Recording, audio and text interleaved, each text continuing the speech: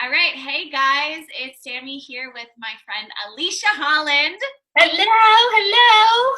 Alicia is out in Lancaster, where I grew up, Lancaster, Pennsylvania, and I wanted to invite her into Thrift Boss Babes to talk to you about her venture. And now, well, there's her cat. And here we go. This is Maru. Hi. Talk about her venture and now her full-time profession in running a vintage and handmade market called Elephants. A lot of you have expressed interest in managing a vintage or handmade or both market in your local community. Some of you already do this. And so I know that Alicia, having founded this market in 2011 and just really going through all the ebbs and flows and being in her ninth year of business, has a lot of wisdom and inspiration to offer. And the best part is that Alicia comes from a resale and vintage background. So she's going to talk to us all about all the things, all the business things, the lessons learned, advice for you if you're interested in this sort of endeavor now or in the future. And so, Alicia, thank you for being with us. And I just love to hear from you, first and foremost, everything you want to share about your resale and vintage background. Well, first, thanks for having me here. Woo, hi. Um, my resale and vintage background. Well, I'm one of those who grew up in a family that went to flea markets all the time. And my parents took me everywhere with them. So that's what I did as a kid. We went to craft shows and flea markets. And also my parents were big thrifters. So everything in our home was secondhand. A lot of it was old and antiques that we inherited from older relatives of theirs that had passed on, and our whole house was antiques. We didn't buy new things.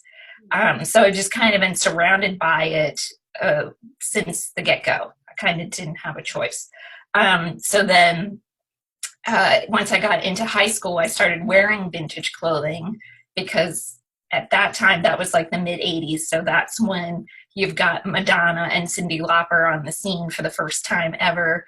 And that's spoke to me, and that's how I wanted to dress. And so then I started buying vintage clothing for myself to wear. Then once I got in my early 20s, I was fortunate enough to, while I was working at a Goodwill store, I met a man who owned a vintage clothing store in Lancaster, Pennsylvania, where I am now. I did not grow up here. I had moved here for college. And while I was working at the Goodwill, this man would come in almost every day and buy a lot of the vintage clothing. And in talking to him, I started to become more educated about the clothing. I knew I liked it. I just didn't know what eras things were from. And he really helped me start to learn that. And then he invited me to work for him. So he had a store called Zapp and Company in Lancaster, and it had been around. It had opened in like 1973. It's the second oldest vintage clothing store in the nation. And it unfortunately burned down about 9 years ago, but I had worked there on and off for about 18 years. So I learned a lot about the vintage business just working there.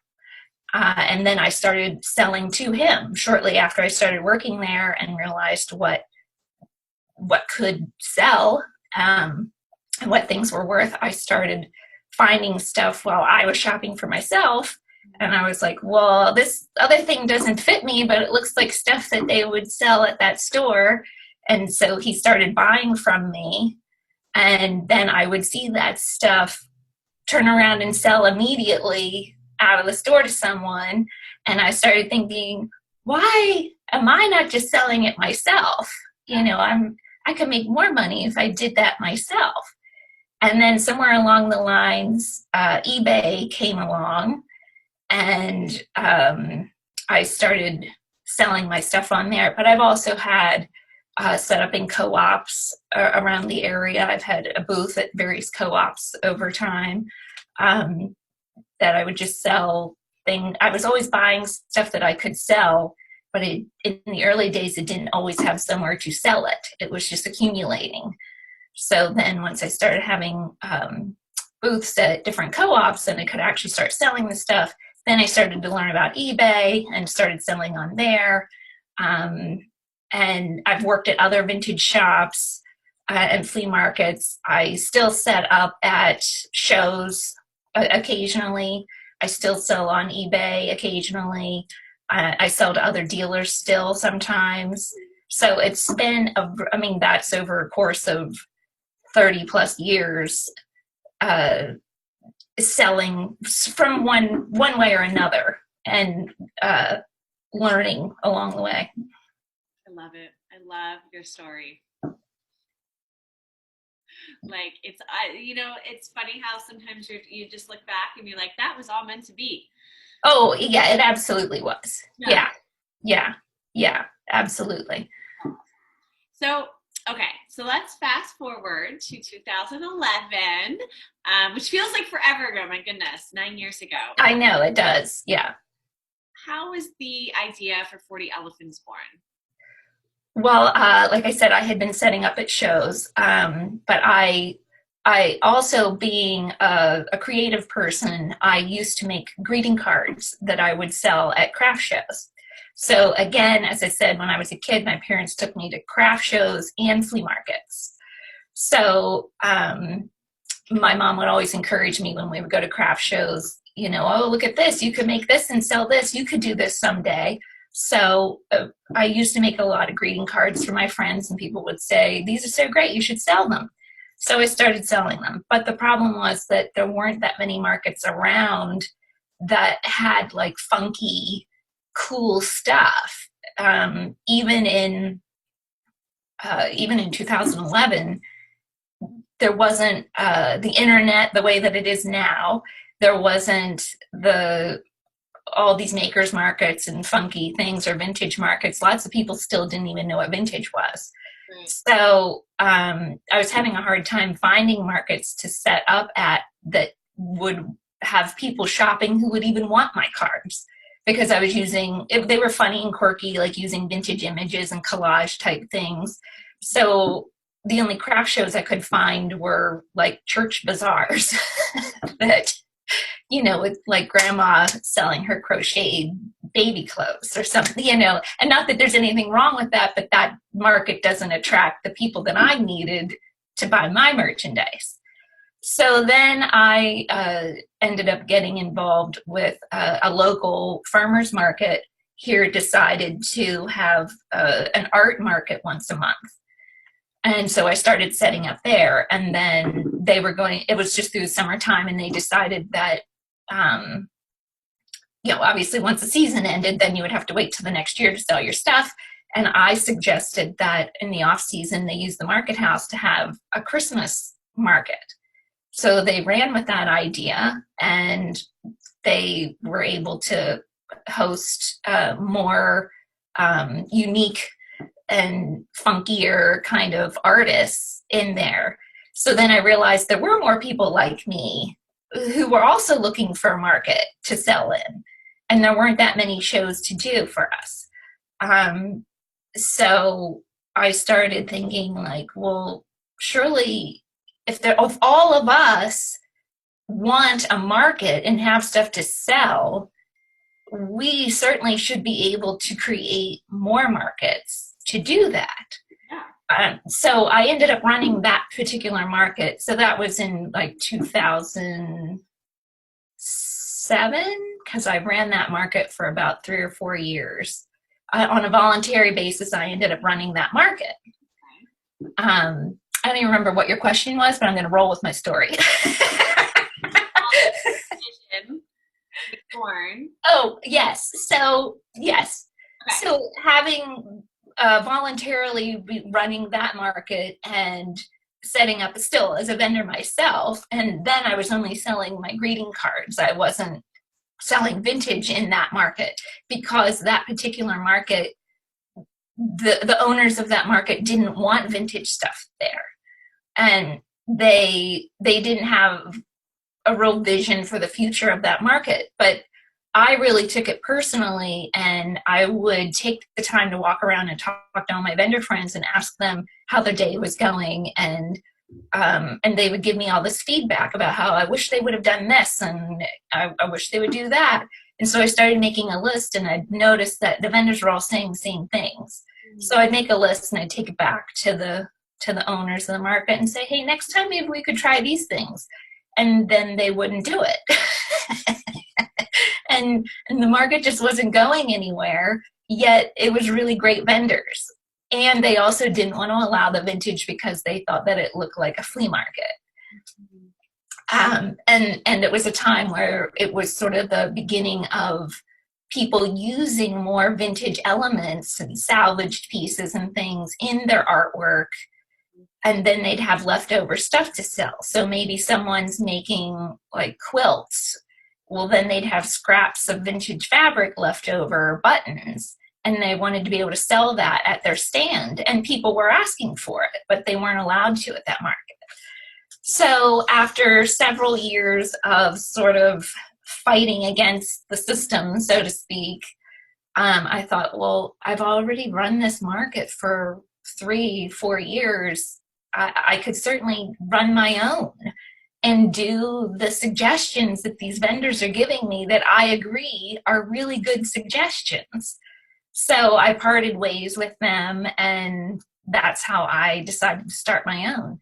And I already had, excuse me, I already had people who I knew were going to come along because I had 3 years or 4 years of getting to know those vendors.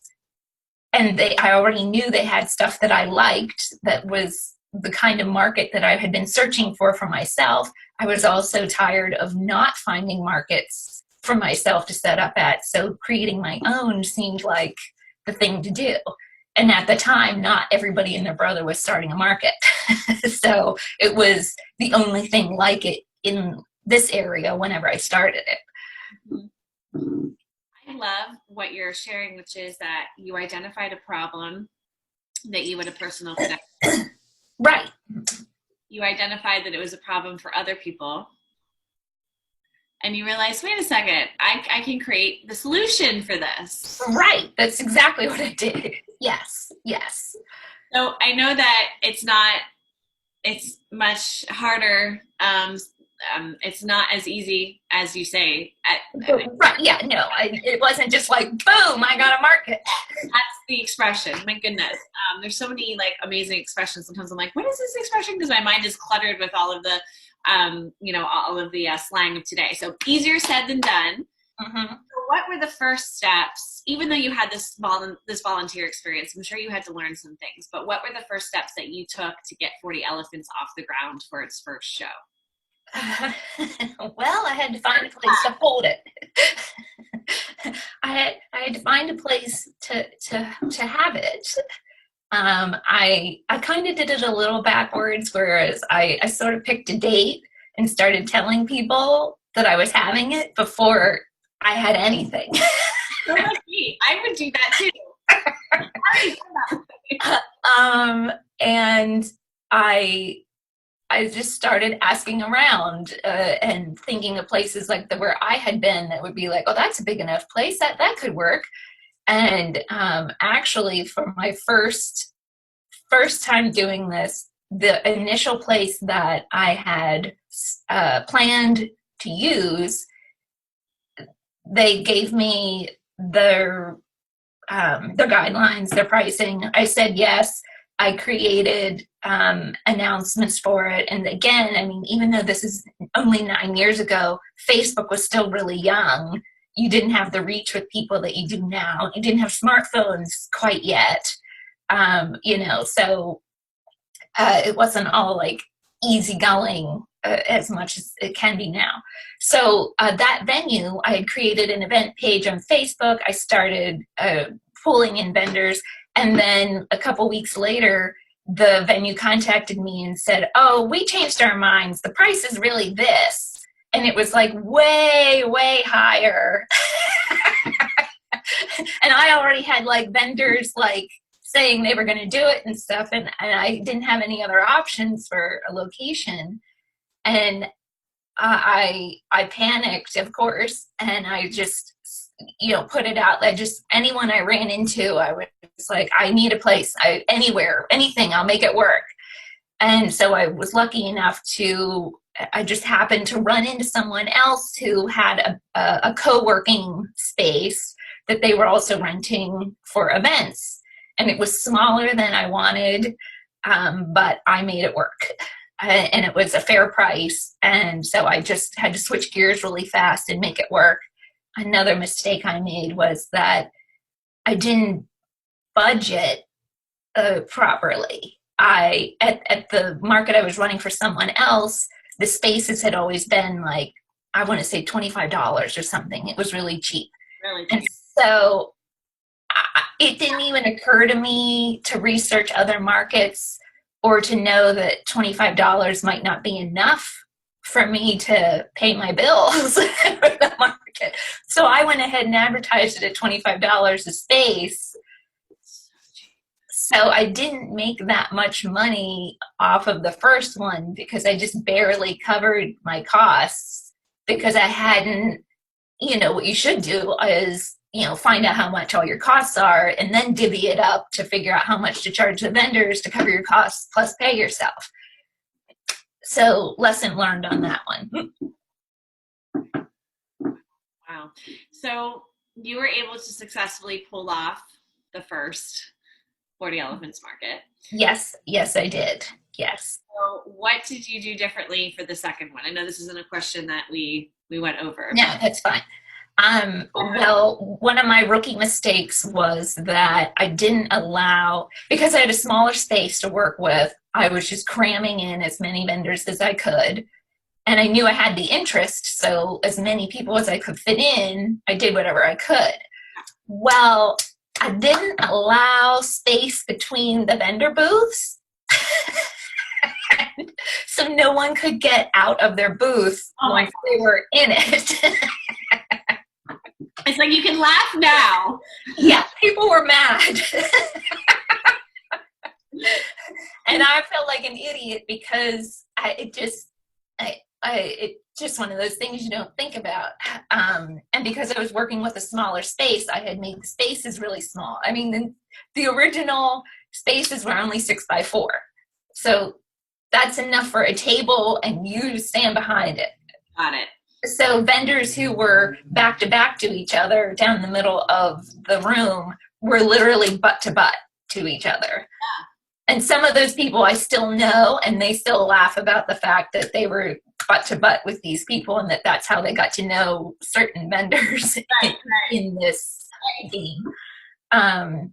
So, having, like I said, I tried to put as many people as I could in there. So with your table was 6 foot long, then it butted up against the next table and the next table. So there was no room to get in and out of the booths. So that was something I had to do different the next time, was realize I had to have fewer vendors to allow for more room between the spaces. And charge more. Yes, and then I charged a little more. I still didn't charge enough. I still hadn't quite figured out that whole thing yet, but I did charge a little more. And what else did we do? I made more posters that time because I printed posters the first time, but I wasn't sure where to put them. So I started branching out as to where I could put the posters, and that helped a lot. And again, like I said, Facebook wasn't as big as it is now, so it was more reliant on posters around the area. Was it at the same space, Alicia, or had you moved on at your second event to a bigger space? It was at the same space for the first 2 times. Okay. 2 or 3 times, yeah, until that space couldn't have events anymore. Okay. So let's talk about just kind of piggybacking off of the whole charging vendors part and budgeting. What are some expenses involved with a market of this nature that you didn't see coming and had to learn to obviously integrate into your cash flow? Yeah. It's interesting because there's always something new that seems to crop up with every show.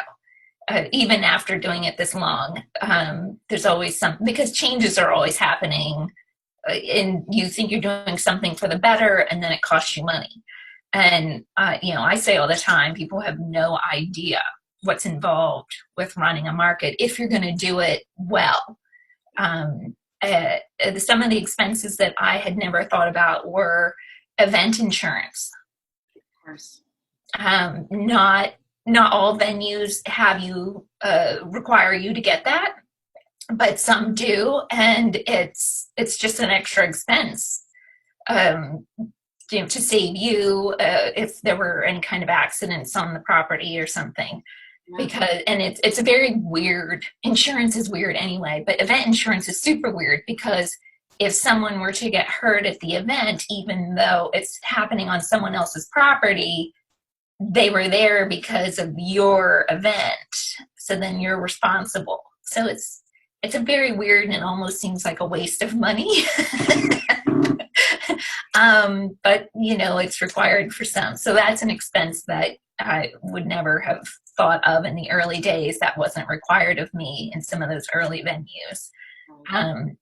I've gotten so large that on the day of the show, I need to have some help. So I hired an assistant for the day of the show. So that's an expense. Even just getting posters printed, banners printed, all that ends up an expense. And for me, I'm super picky, so I didn't have a generic banner made that I can put up for every show, which would save me money. I like to make it a new one printed every time to reflect whatever imagery I have on the current advertisements. Got it. Because then people will recognize it when they come up to the show. So that's kind of an added expense that I've put on myself.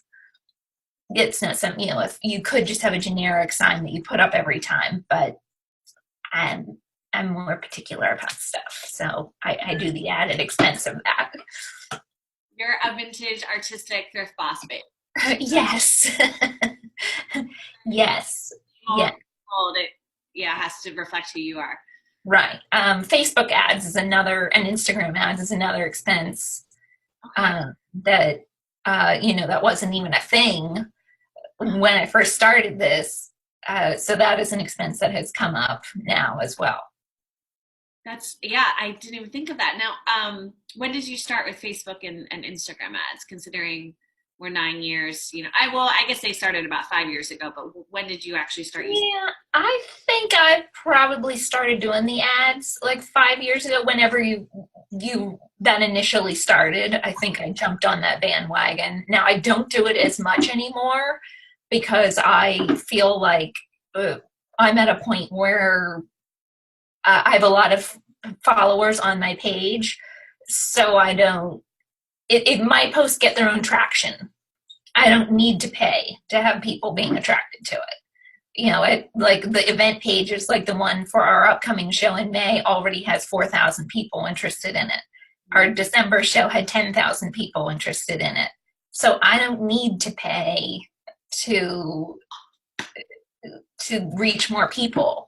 That's a waste of my money at this point. Knowing how Facebook works with their ads and the reach that I would get wouldn't really help me that much. So you're not using them as frequently now as you were. Right. Yeah. But I did depend on them there in the early part. Excuse me, when it first started with those, I really took advantage of them. And again, that was a learning lesson too, because you can't spend too much money or too few dollars in trying to balance out how you're going to reach enough people and the right people. But I think it really helped me in the early stages of the advertising. Yeah. You attract that fan base who now come back. Oh, yeah. Now let's talk about vendors, because I feel like this is where I'm emotional. I know myself, if I were to ever create a similar venture, that's what makes me most nervous, is making sure my vendors are happy. Oh, yes. Or enrolling the right vendors and being able to say no to the wrong vendor. Oh, yes. Yeah. That's the worst part. Right. Just kind of talk us through. I mean, maybe at the beginning it was just people you knew from your prior experience with volunteering at a similar show, and today you've grown and you're probably like the market to be a vendor at. So just walk us through what you've learned and obviously how you manage those relations and what works for you from a business point of view. Well, you're right. In the early days, I was lucky enough that having volunteered running at that other market, I kind of already had a core of vendors who I knew were good that I wanted. I was friendly with them, so they came with me. So there weren't too many people beyond them at that first market. And I think it was just kind of a word of mouth thing at the first market. There were only, I think, 25 or 30 vendors. It wasn't that many. Over time, though, I have done a lot of recruiting, and like I said, I go to craft shows and flea markets all the time, like all the time. That's what I do. It's fun for me, so it doesn't seem like work, but I am working because every single booth that I stop at, it's like there's two of me when I go to a show. There's Alicia who wants to shop and Alicia business girl who needs to introduce herself and tell them all about my market. So I always go to those by myself. Sometimes I think, oh, it'd be fun to have someone go to these markets with me. And then I'm like, nah, it's best they don't, because I'm there from like open to close because I'm talking to every single vendor. I really am. And people will be like, are you still here? I'm like, yeah. But it's just, I'm like chatty by nature. So if I see a vendor I like, I just immediately introduce myself and say that I run this market and I think your stuff would be great. Here's the information. Let me have your information. And I have recruited so many vendors that way. It's mind-boggling. So I do that a lot. And like I said, it's not intentional even. I'm not like, oh boy, I got to get out there and get more vendors. It's just what I happen to be doing anyway. I'm there, so I may as well say something. And then, of course, we've been here long enough now that word has spread. So lots of times now, I could tell in the past 2 or 3 years, when I say, hi, I'm Alicia and I run this market called 40 Elephants, they'll say, oh, I've heard of that. Someone told me I should do that. So I don't even have to explain the market as much anymore. And that's really, really nice. So nothing lights me up like someone saying, I've heard of that. I'm like, oh, goody.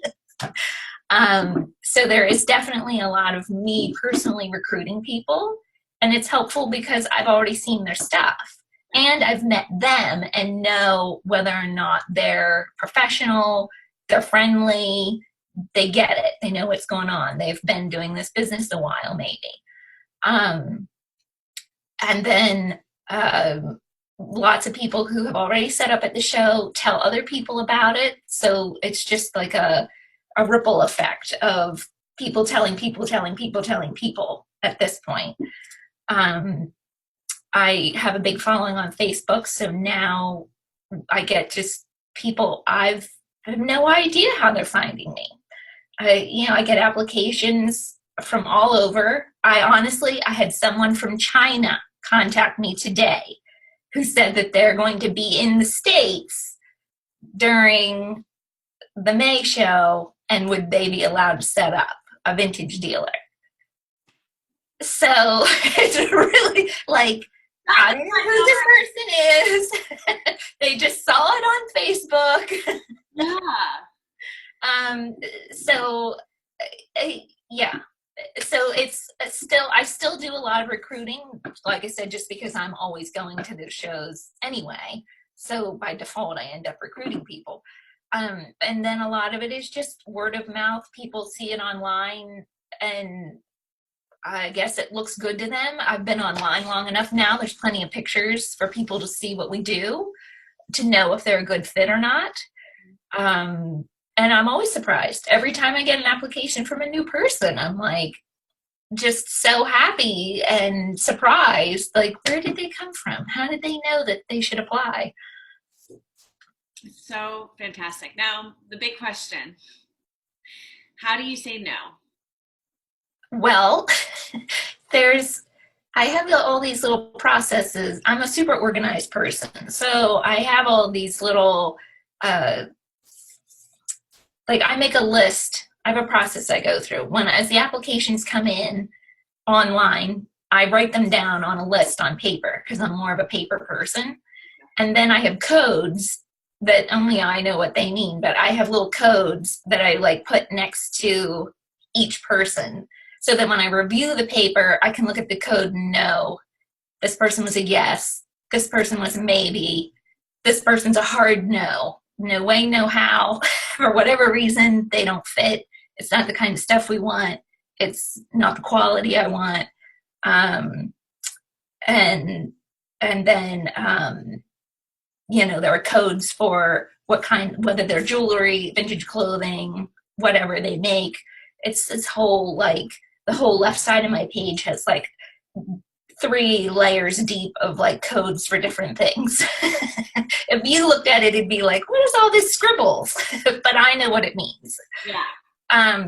So when I have to say no to someone, I'm always very appreciative to them for having wanted to be part of the market.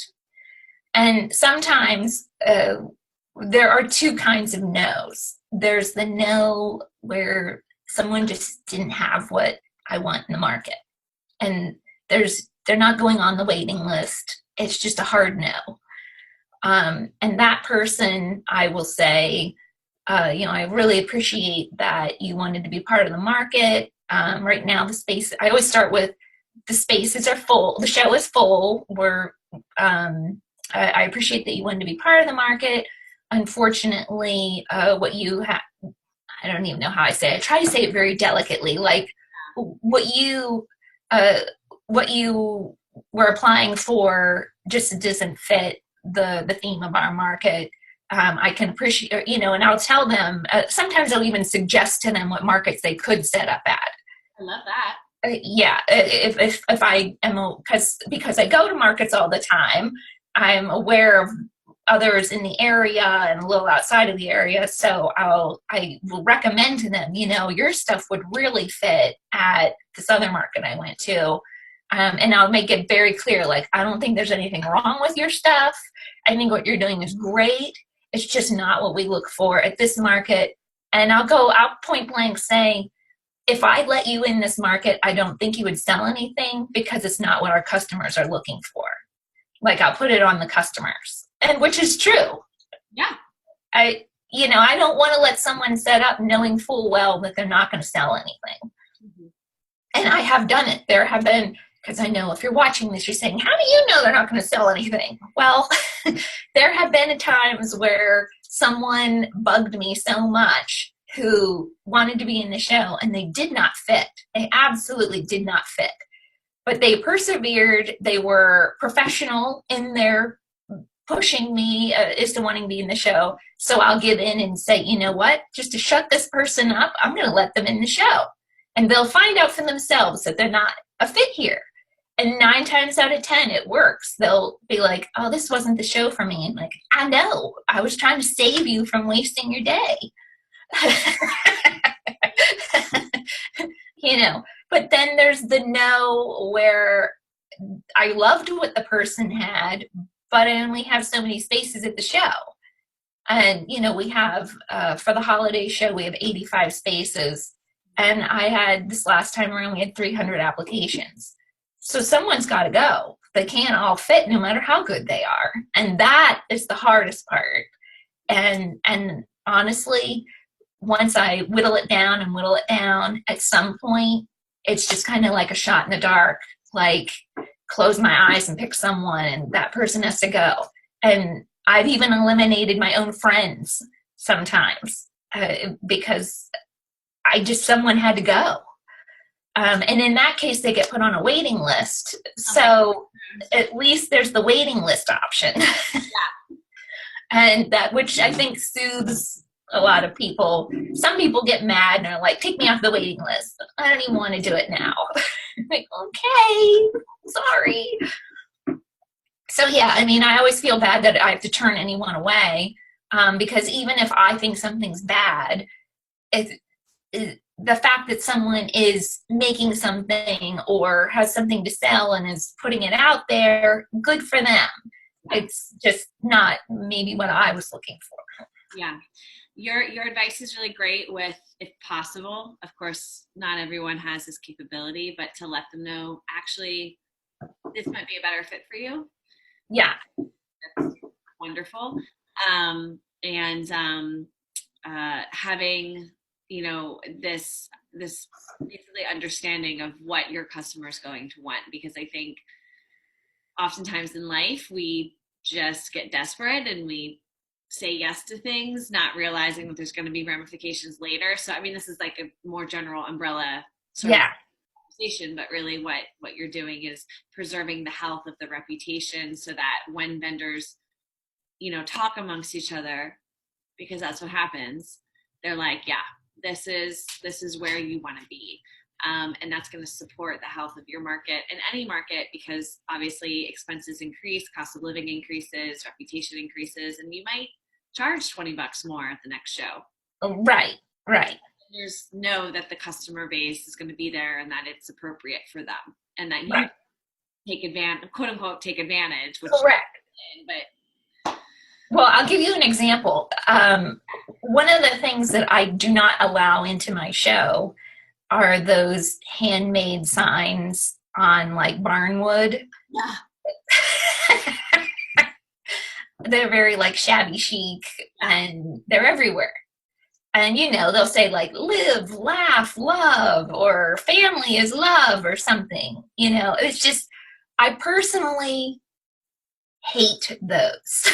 I just did this to my head. And I understand, like, obviously millions of people love them because they're everywhere.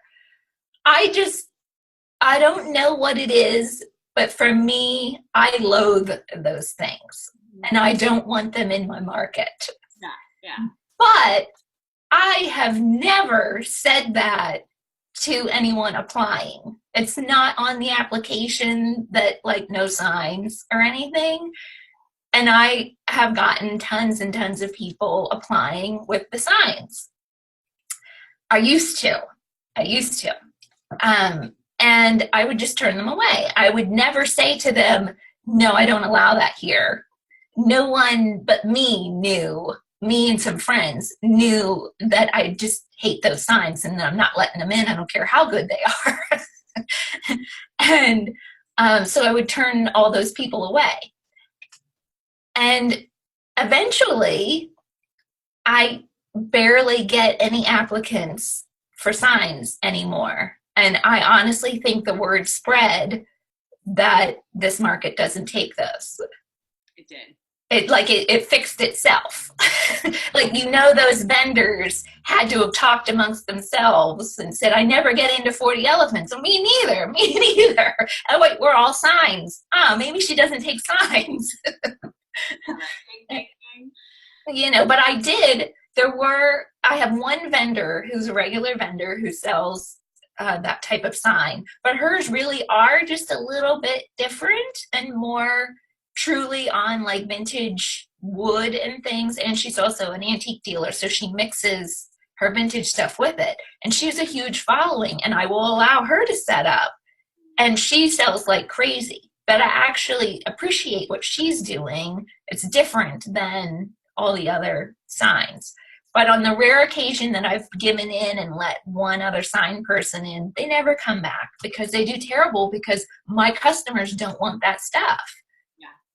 So it's just funny. It's just funny. No, it's great. I mean, these are just really great examples for anyone who faces a similar challenge and, needs the confidence to also say, this is what my instinct is saying, and this represents me, and this represents the quality and the standards that I want. Therefore, right. Yeah, my market is my market is the best market ever to me. It's because it's the market I would shop at. I stand firm in what I want at the market. And you can do that in a professional and healthy way with people.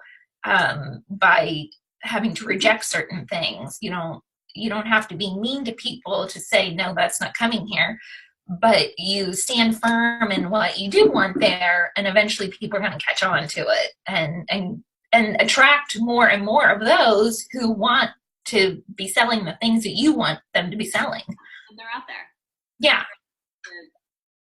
The attitude of abundance. Right. And in converse to that is, I happen to really like assemblage art and like found object creations. So I always let that kind of work in. Well, over time, we have become more and more a market for that kind of work. And we have more and more vendors who have that kind of work coming in. And I think it's the same thing, word spread.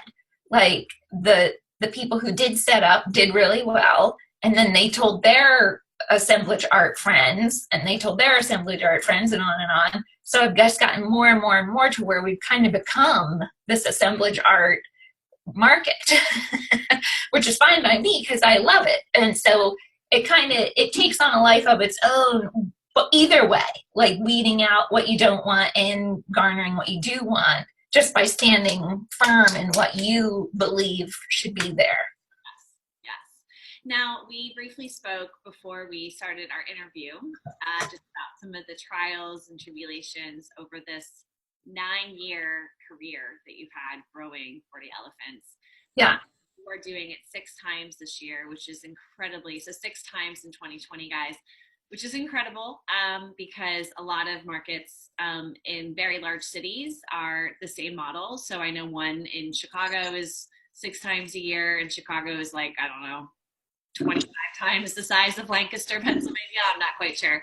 So Alicia's really, she's gone through, or she's been in the trenches. And I know that you had mentioned that there were some moments where you kind of wanted to throw in the towel. Yes. That, and what did you decide to do to keep hanging on? Well, it was about year 3 that I think thinking back on it, I just had a lot of personal things going on. I was having like just a hard time myself. I was still setting up at other shows, selling my greeting cards that I was making. And I never did well with that. I never did well. It had gotten to a point where, at that point, I probably had been trying to sell my cards for like 6 or 7 years. And not doing well, but keep going back to it, knowing full well it just wasn't what I should be doing. So my own experience of not doing well at shows at that point was affecting me. Then I believe that was probably at the point where I had to change venues from the first venue that I had, and that happened unexpectedly. And was creating real stress for me. And I just felt like the market wasn't going the way that I thought that it was going to go. And I had like grandiose ideas that weren't panning out yet. Mixed in with my personal life, it was just, I was feeling so run down. I was just like, I don't want to do this anymore. and I was sitting and it was no wonder. I mean, when I look back on it, it's no wonder I wasn't selling my cards, because I'm sitting at my booth just miserable over so many things that I'm sure I was like emitting that. So no one was going to come to my booth and buy anything. And so I would complain to my fellow vendor friends, because of course you do the whole, how's your day going? Are you selling? What's going on? And I'd be like, this is crap. I don't want to do this anymore. But my own vendor friends were like, no, you can't give up. No, I think you should keep going. I think you should keep going. And it was really other people who had done the market who wanted it to keep going that made me be like, okay, I'm going to do it one more year. One more. And if it doesn't improve, I'm done. I can't keep doing this. And also bear in mind, those first 3 years, I barely made any money on this market. It was truly a labor of love. And at that time, excuse me, at that time, I was still working full-time jobs. And I'm just like as a background, you know, I'm single, I live by myself, I don't have family support. So whether financial or just emotional support. So I really seriously do everything on my own. Yeah. So at that point, the stress of it all was way too much. And so I thought, I didn't want to give up. I'm not one to give up easily. So I thought, I'm going to give this one more try. And I believe it was the 4th year that we moved again. And then that's when everything changed. The venue that we had was awesome. It was a good location. The people who owned it were awesome to work with. People suddenly knew who we were. Like, I just remember that first time of having the holiday market and just streams and streams of people coming in. And it was like, what is happening? This is awesome. And it wasn't, I mean, those first 3 years, honest to God, if I remember right, the first market I had, I maybe made like $150. You know, it was literally nothing. It was just an extra couple, like extra change, you know. It wasn't anything like, you know, to make a living off of, obviously. So having stuck it out proved to be fruitful for me. Now, I gave up doing my own cards as a vendor, which was good for me, that because it just wasn't working. And it was better for me to focus on helping other vendors than for me to continue trying to do my own. Yep. Yep. Wow. So it's kind of like, if you guys ever feel like it's not working, stop, throw in the towel, give yourself permission just to push through that moment. Because I mean, this is like more of a spiritual thing, but usually it's like the darkness before the dawn, right? Right. You have to be tested for whatever reason before you really prove to the forces that you believe in that you're in it to win it. And I think they say that most businesses, myself included, having experienced that, it takes about 5 years to really know the ins and outs, to be profitable, like truly profitable, versus like, right. And so yeah, usually it's like 2 years is like your baseline for a business. Like, you're either going to make it or you're not at 2 years. Whether or not you're seeing a full profit, you should know by then if you're in it or not. and then you're right, like 4 or 5 years is really when you see like, okay, now it's really popping, or no, this is down in the dumps, we're done here. But I should say that not only with this market, but I mean, just with anything in my life, if something isn't going quite right, I always give it one more try, just to make sure, whether it's people, a job, my apartment. I always give it just one more shot, just to make sure that the decision I'm making about this whatever is really truly not working out, and that I should move on. Not that advice. Yeah. That advice. It takes years of life experience to reach that, because our emotions, when they're not rested, or when they're not anchored in the wisdom of experiences, it's just our emotions, right? Oh, I don't feel good. Bye. Right. Okay, I don't feel good. What have I learned? What do I know that I don't know? So let's give this some more time, or let's try this, or let's try that. I'm still not going to feel that great. I mean, obviously you weren't feeling great, but now you are full-time employed by yourself. So let's talk a little bit more about that. Is this your first official year? Yes. So this is my first full year of only working the market. I no longer have another side job, like a real job. I still hustle vintage on the side, and I do social media marketing for a nightclub here, but only because that's another thing I do. Not only do I run the 40 Elephants Market, but I run a monthly dance night at a local nightclub here in Lancaster. So I truly, to help myself with my own event, I took over their social media so that I could help promote my own event more. So that's like a little minor side hustle. But as far as like having a real job, like, because I've worked retail most of my life, I left the last job that I had in August. So this is the first full year of fully 100% living off of the market. Amazing. Now, it is amazing. I can't believe it. It's amazing. And just so that you guys have some more background, I didn't really share this at the beginning.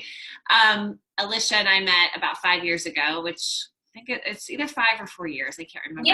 Yeah. But I think I only went to the 40 Elephants Market twice. I went once with my ex-boyfriend, and then I went when I was single. I was much better, to be honest. And really witnessed this just amazing enterprise. I haven't been there since the beginning, but for sure, like streams guys, really positive vendors, really great environment. 2 floors was the situation. I don't know how. Yep, it's still that. Yep. So cool. So what is in the future for 40 Elephants, and have you thought about, next year after, or a bigger vision that you'd like to continue to work toward?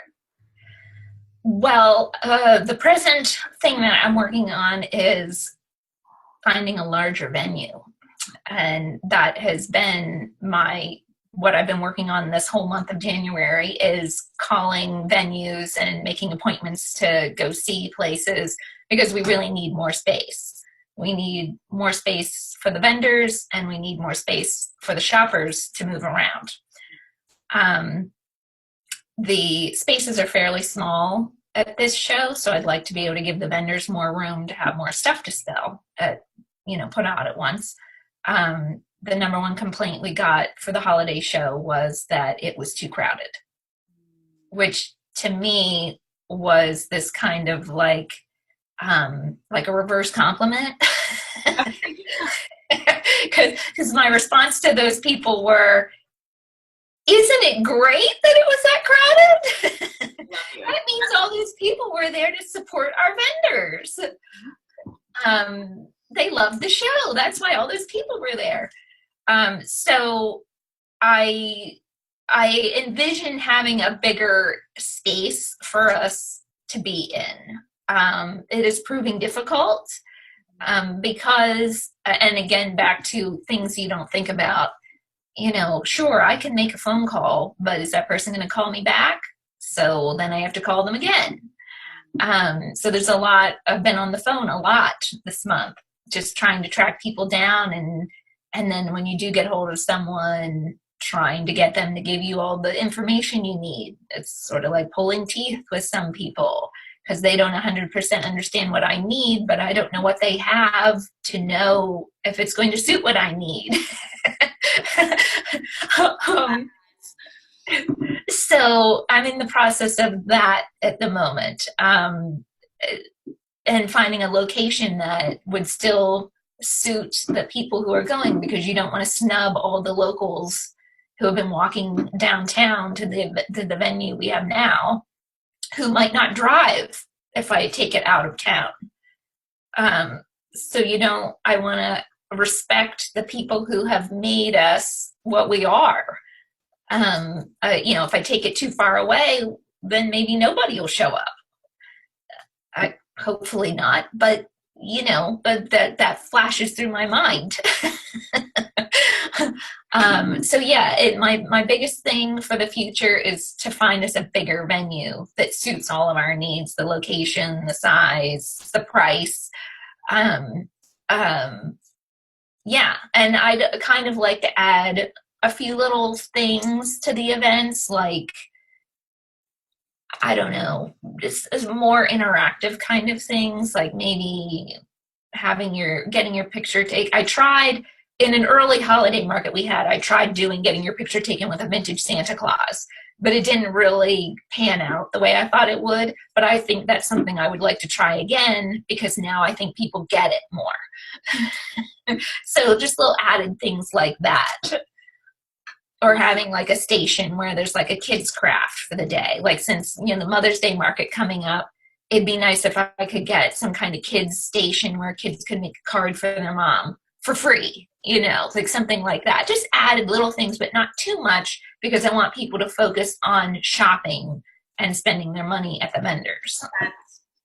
I was just going to say, because here in New York City, we have the Brooklyn Flea, which really made a name for itself just because of the name of New York, and they had a lot of press at the beginning stages. And as a vendor there in 2009, maybe 2010, I can't even remember, but like one of the things was there was too much food. So people just went to eat food. Yes. And to look. Yeah. Yeah. And there has been in the past, I don't know, maybe 5 years or so, that event of, or that trend of having experiences as opposed to an event, meaning there's like all this stuff going on at the event. So you've got vendors, and maybe there's beer tastings, and then maybe there's like some kind of entertainment, and then there's something for the kids, and then it sounds cool, but then when you get there, it's so overwhelming as a shopper that you can't possibly see all of it anyway. So you kind of have to pick and choose. So even just as one person, if I go to that event, I'd be like, well, I want to shop the vendors. So then I don't get to the food, and I don't get to see the band, and I miss the kids' activity or something. But then someone else goes, and they might like the kids' activity and the bands. But someone's always missing out. So the vendors could end up being the ones who miss out more, because people are there for more of the entertainment things. And then, oh, gee, isn't it nice? Look at this stuff. But they're more inclined to spend their money on the other activities or the food. So I hesitate to bring too much stuff in, because from my own experience, I have seen the vendors suffer when there's too much to choose from other than vendors. So I kind of try to keep my event just a shopping event. You're there to buy stuff or look. Yeah, and I think that's, or luck and buy later, because your mind is more focused on the vendors versus like, I'm going to sit and eat this food that this food truck makes. I'm going to hang out with my friends, and then I'm going to go. Right. And we do have food vendors at our show, but it's minimal enough to, so that while you're there and you get hungry, you could grab something to eat, but that's not your main focus of being there. Right. So this has been such an informative interview, and the truth is there's always more. And so I wanted Alicia to really just talk to anyone who's considering starting a market. I wanted her to kind of give you some pointers to consider, so that if you were thinking about this, you knew maybe the right timing for you would be, and just some things to keep in mind, so that you're not like, I had no idea. So Alicia, in your own words, what would you advise someone to consider before they really jumped into a similar endeavor? Well, you would have to really consider if you have the time to deal with it. I mean, to do it well, it really does take up a lot of time. I mean, it is truly more than a full-time job for me, because, like I said, I'm picky, and I want it to be done well, and I want everyone to be happy and successful. So it is mega time consuming. You have to be willing to deal with the things that don't work out. You have lots of ideas, and sometimes they just don't pan out, and it's no control of your own. And so then you have to shift gears and make things different than what you wanted them to be, which can be irritating. And when you have a vision and then it's just not working. But for me, it really helped that I had the experience of volunteering for this other market. And it's a rare thing to end up volunteering as the organizer. Usually if you volunteer, you're kind of helping the organizer, but I actually was organizing someone else's show as a volunteer. But that being said, you could volunteer to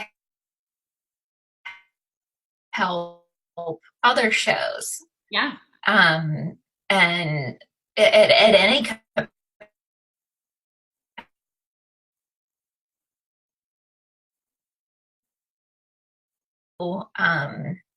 what goes on behind the scenes that you might not have thought about, because I know a lot of people think of like, oh, I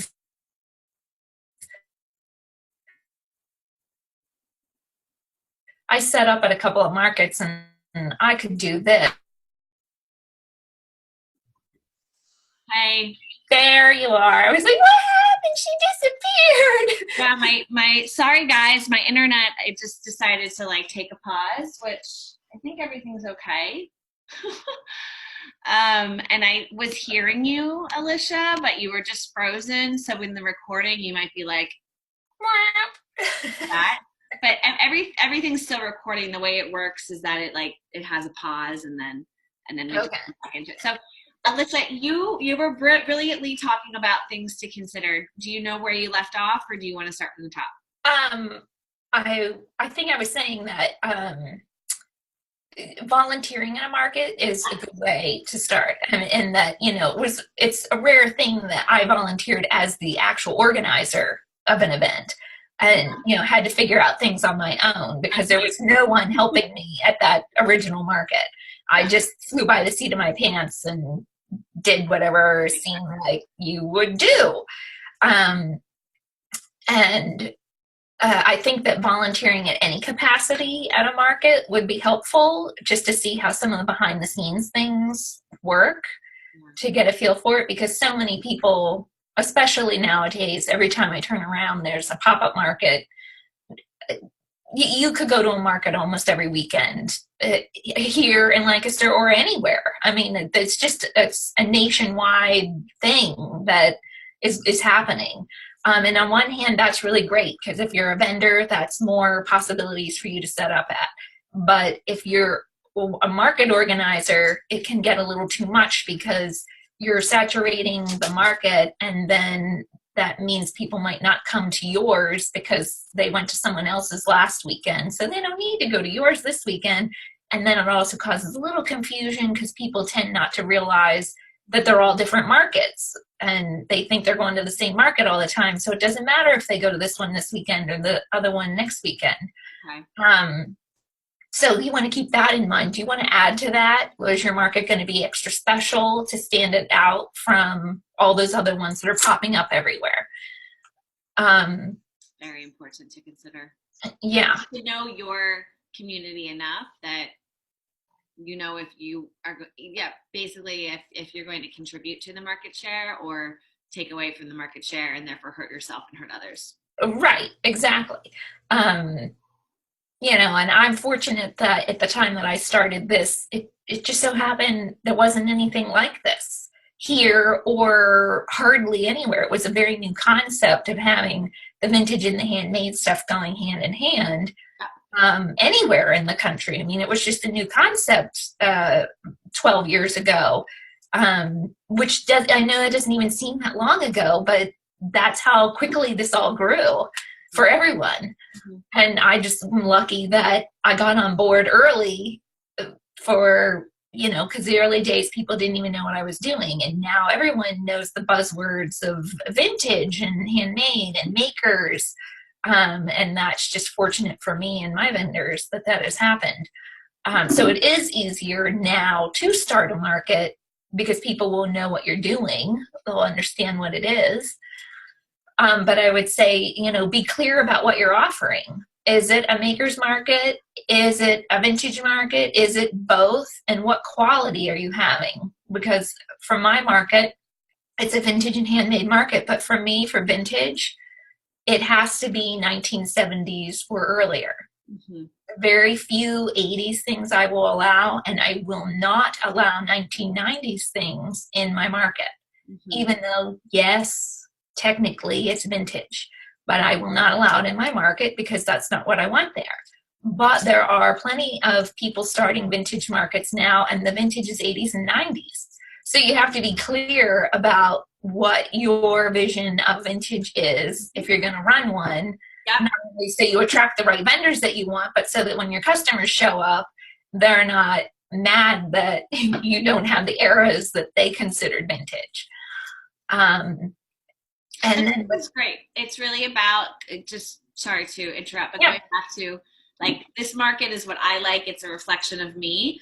right. Recognizing that that is also going to be niche enough that the right customer knows who you are, comes back to you, chooses you.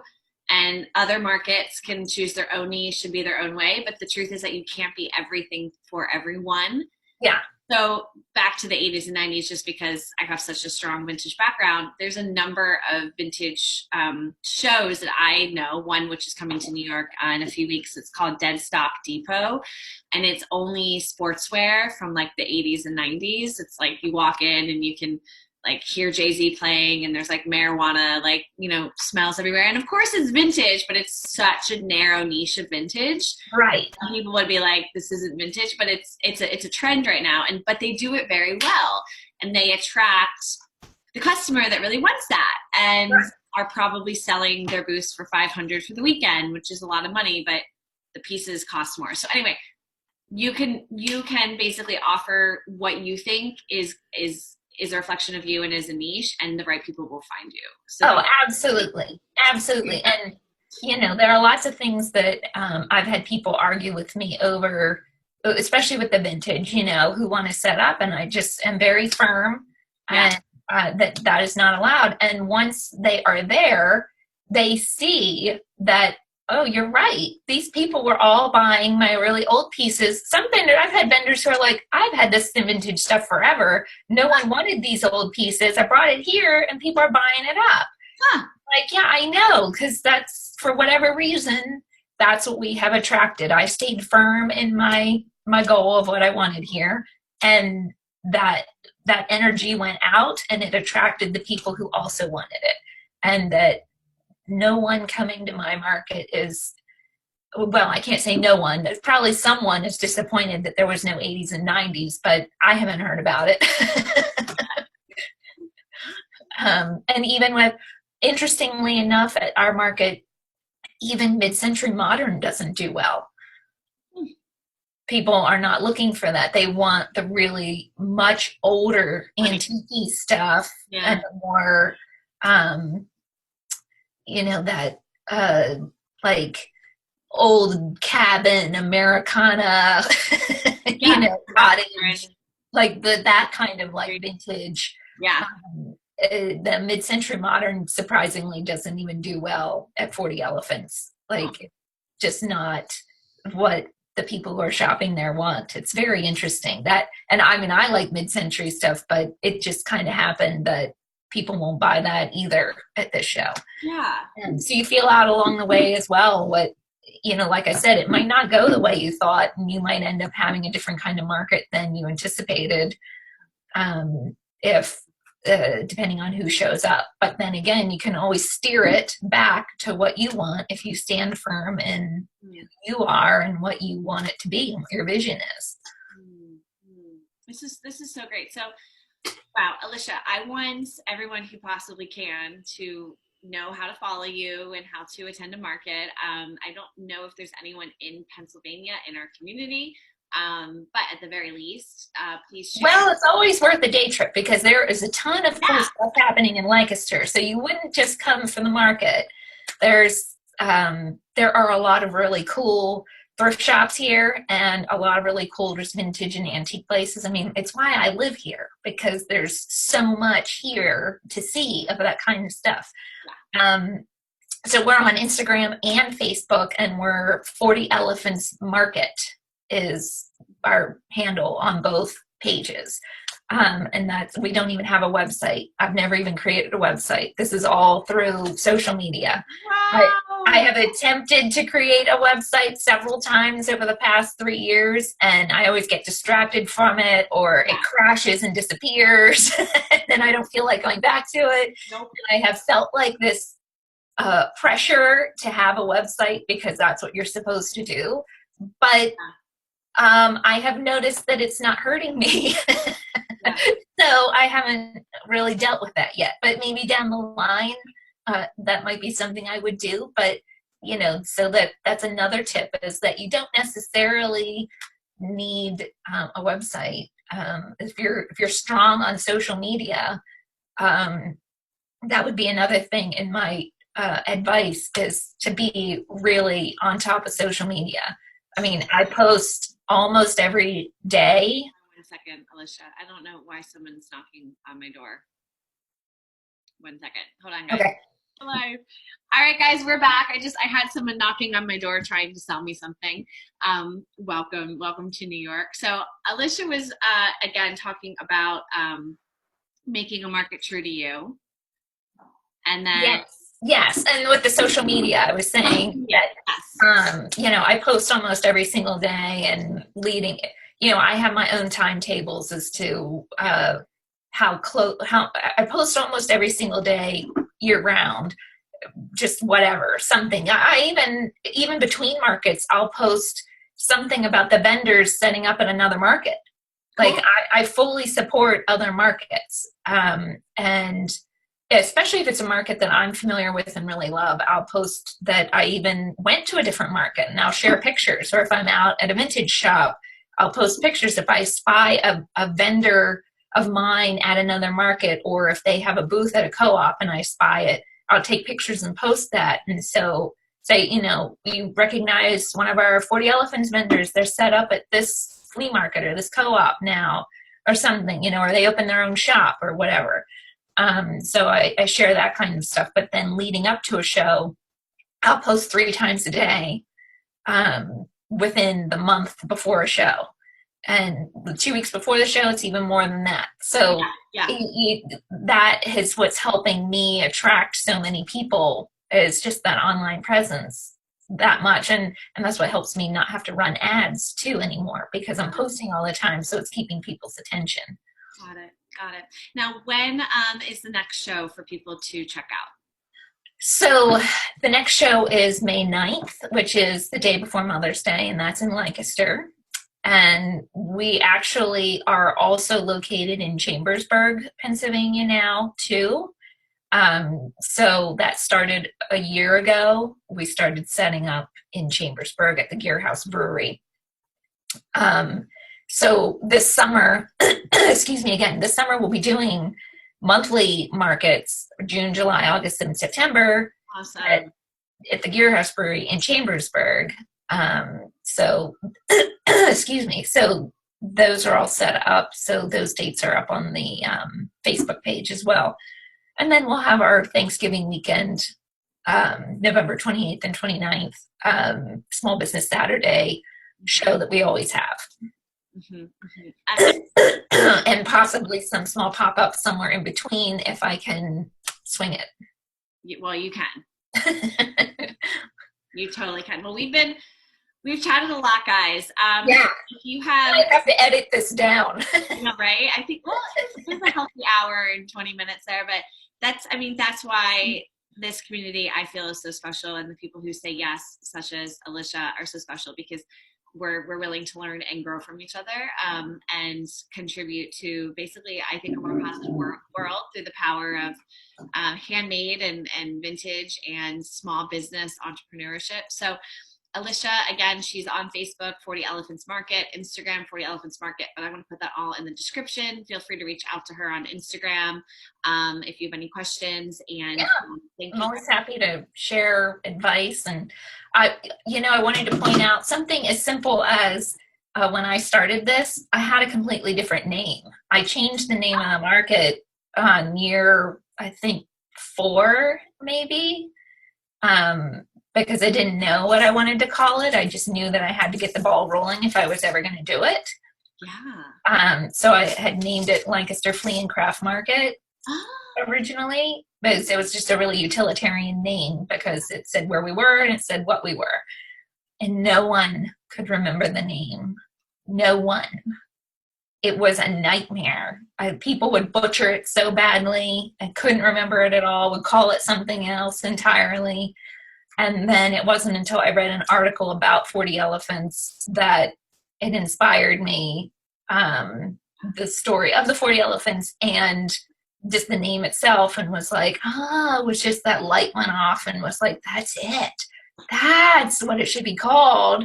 And so then I revamped everything and changed the name. But hardly anyone even remembers that it was called something else. And if I ask anyone who used to sit up with us, they can't remember the name. that's It funny. was just so benign of a name. No one could remember it, but everyone remembers 40 elephants. So it's, it's the little things you would never even think of that's like, well, it can affect you and change when you just thought like, oh, that's just our name. And it wasn't. Something else was better. And that's a great story. It's another story of just perseverance and um, continuing to grow and evolve and recognize what's not working Yeah. and try something new. It's funny because it's like Prince, Prince and Puff Daddy, like I still P Diddy is Puff Daddy to me. Like there's Oh, I right, don't know right. why he changed his name because it's basically talking about smoking weed, but like it's Puff Daddy to me. So sometimes it happens like differently, but where you still remember like the original name, but that just shows the power of the right name will lock in your brain.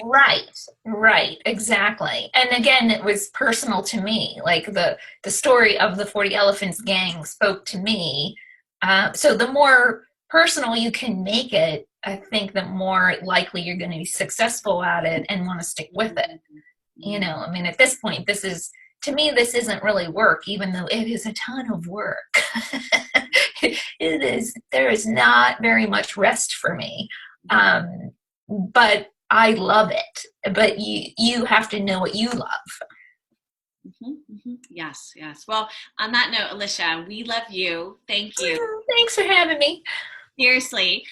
So guys, again, 40 Elephants, follow, follow, follow, and we'll see you in the next video. Bye, guys. Bye, guys.